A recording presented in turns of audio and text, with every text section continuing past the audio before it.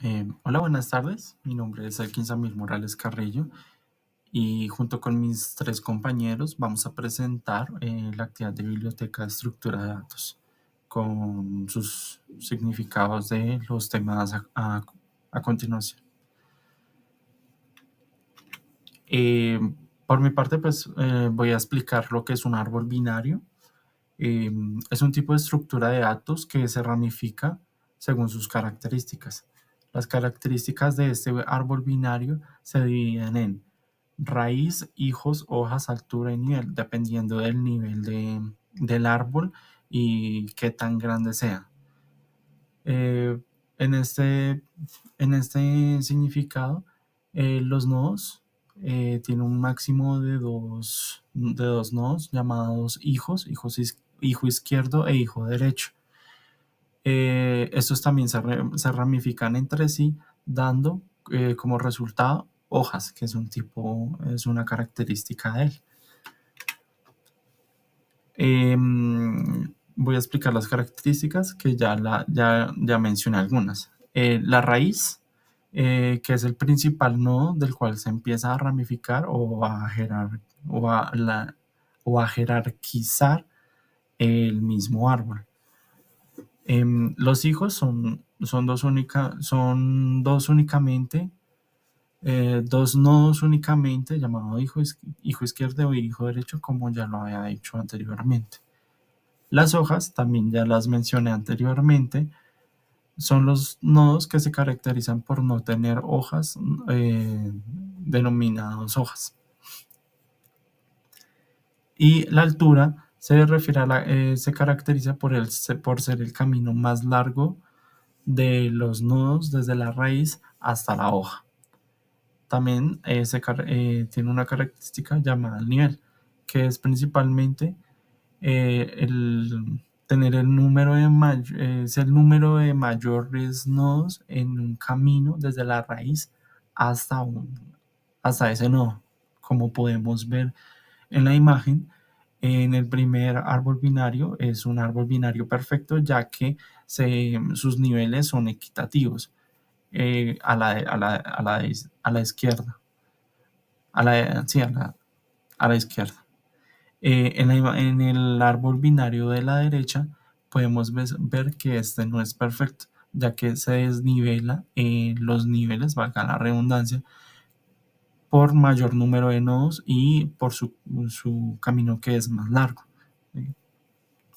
Digamos, tiene cuatro niveles y en el árbol binario los tres niveles son completos, si me hago entender. En el otro no, ya que por parte izquierda solo llega hasta el nivel 3 y por parte derecha ya tiene un nivel añadido, o sea, tiene más nodos.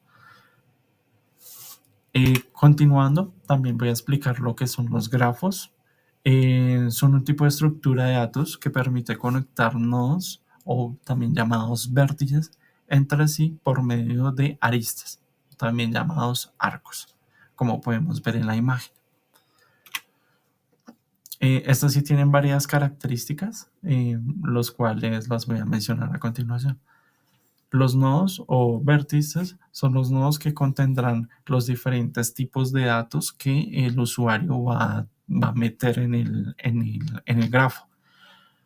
Las aristas o los arcos son las líneas que van a conectar entre sí los nodos. Estos pueden ser dirigidas o no dirigidas. ¿Sí? El peso. El peso es la característica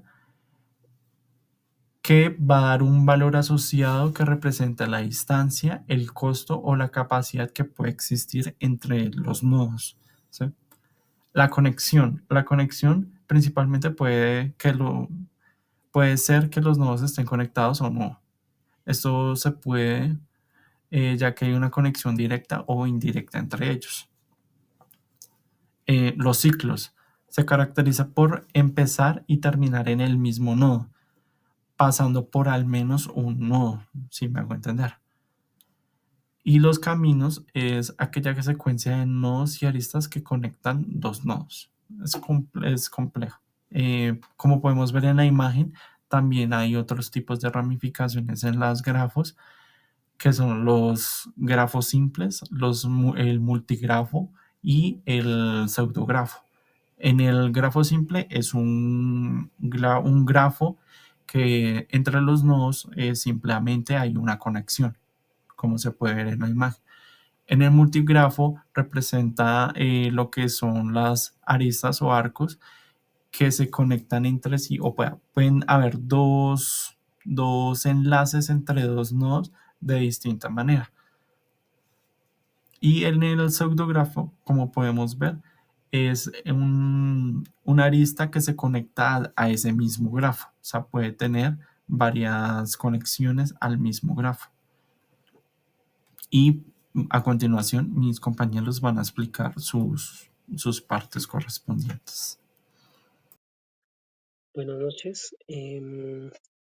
Para la pregunta número 3, dice, ¿es un vértice, es un grafo?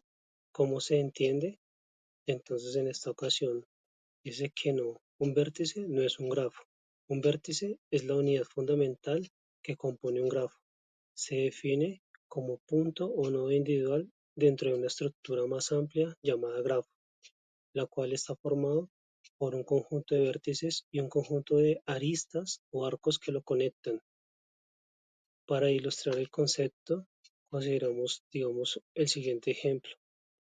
Dice que una red social, cada usuario representa un vértice, mientras que la conexión entre dos usuarios se considera como una arista.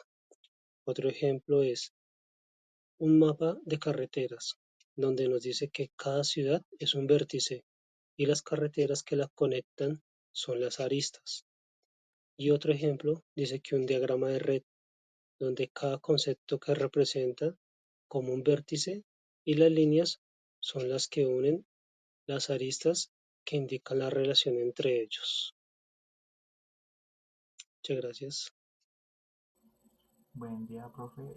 Soy José Luis Ordóñez, integrante del grupo de Conelkin, Alejandro y Dubán. Pues aquí vengo a exponer, ¿sí?, sobre la clasificación de los grafos. Bueno, los grafos se pueden clasificar según sus características. Por un lado, tenemos los grafos dirigidos y no dirigidos. Los grafos dirigidos tienen dirección, es decir, las aristas tienen un sentido, o sea, con una dirección, lo que significa que la relación entre los nodos de la unidireccional son los nodos entre sí. Por otro lado, los grafos no dirigidos no tienen aristas sin dirección, lo que significa que la relación entre los nodos es bidireccional. O sea, además, los grafos también se pueden clasificar según la presencia de pesos o valores asociados a las aristas. También los tenemos divididos en ponderados, que tienen pesos o valores asociados a las aristas, como venía explicando ahorita. También tenemos los no ponderados, los que no tienen peso o valores asociados a las aristas, o sea, todo lo contrario a lo que mencioné a los ponderados. Basado en eso, también tenemos los cíclicos, que estos tienen ciclos, es decir, se pueden regenerar con el nodo inicial. O sea, eso tiene mucho que ver también con los dirigidos. Y también tenemos acíclicos, que sería como todo lo contrario de los cíclicos, como por decir la inversa, o sea, no tienen los ciclos asociados. Listo. Pasando a la siguiente, que sería los recorridos de un grafo. Una vez que hemos entendido cómo se clasifican los grafos, es importante saber cómo se pueden recorrer. Un recorrido de un grafo es la forma que se visitan los nodos. Por ejemplo, hay dos tipos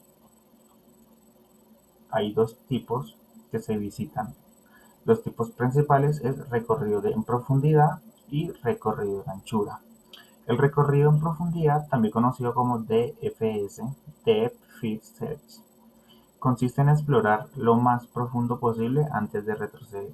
Es como seguir un camino y no volver hasta que no queden más opciones. Ya pasando con la anchura, mejor dicho, BFS, o sea, Breadth First Search, consiste en explorar todos los nodos a nivel antes de pasar al siguiente. Es como explorar un nivel antes de avanzar al siguiente. O sea, en pocas palabras, los grafos son estructuras de datos fundamentales que se pueden clasificar según sus características. Gracias a esto es importante ya que se pueden recorrer de diferentes maneras. Para esto tenemos que entender que se clasifican en dos y pueden recorrer y su recorrido es fundamental para trabajar con los grafos de la informática. Como podemos ver acá este pequeño texto que diría, se exploran a todos los nodos a nivel antes de pasar al siguiente, como lo mencioné antes. Y listo, profe. Gracias. Ya aquí le paso con nuestro compañero Dubán. Buenas noches. La representación de los grafos en un programa normalmente es para dar un orden específico. Normalmente conectan entre puntos y líneas, o como en viceversa, tienen un comienzo o un final. Normalmente uno pone las secuencias en el código como una cascada. Uno representa como tal las variables en las que uno desea moverse en el código.